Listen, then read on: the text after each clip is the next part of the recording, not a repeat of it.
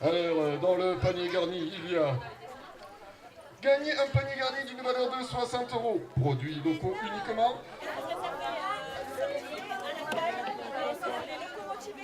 Je m'appelle Jeanne Bijou, je suis venue avec ma planche de surf. Regardez comme elle est belle. Hein.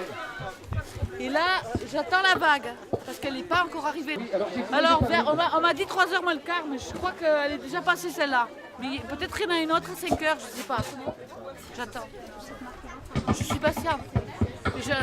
J'ai pas envie de mouiller ma planche à surf. Je ne veux pas la mouiller parce que c'est une planche de surf, je me trompe. Elle est toute neuve. Alors j'hésite à la mouiller.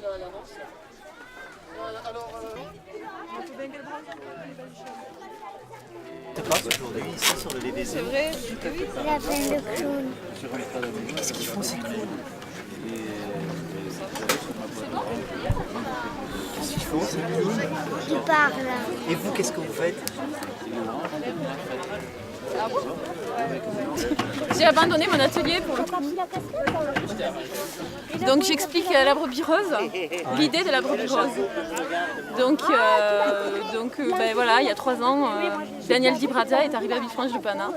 Et notre petit village lui a inspiré une histoire, donc la fabuleuse histoire de la brebis rose.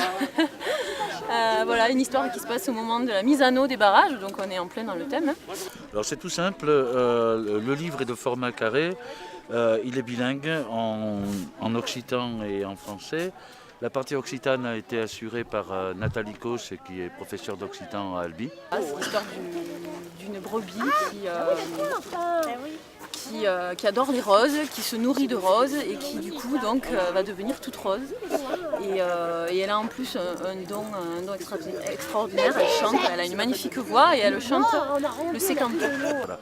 Alors la seule chose que je pourrais dire, c'est que si on veut voir et surtout entendre, parce que la brebis rose chante, elle a une voix de cantatrice, et il faut aller à Villefranche, prendre 2 barques, une à partir d'Alrance et une à partir de Villefranche, aller au centre du lac, vers la mi-août, de nuit, et là, jeter des pétales de rose aussi évidemment donc au centre du lac, et là on peut peut-être espérer entendre la voix de la brebis chanter. Et voilà, la légende dit que donc cette brebis elle a été ensevelie par les eaux, et donc cette histoire c'est devenu la légende de Villefranche, puisqu'on n'avait pas forcément de légende, donc Daniel nous a créé notre légende.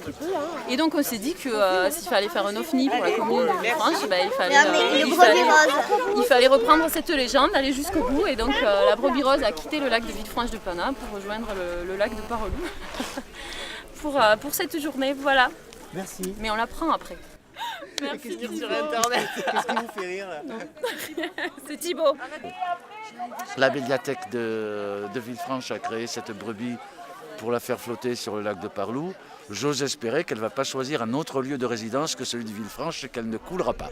On peut se procurer le livre donc sur Amazon.fr en version française. Ou alors la version bilingue que je conseille, qui est beaucoup plus belle et qui est beaucoup moins chère en plus, parce que donc, je n'ai pris aucun bénéfice sur l'opération, sur le site qui s'appelle lulu.com. Lulu.com. Voilà, merci à vous.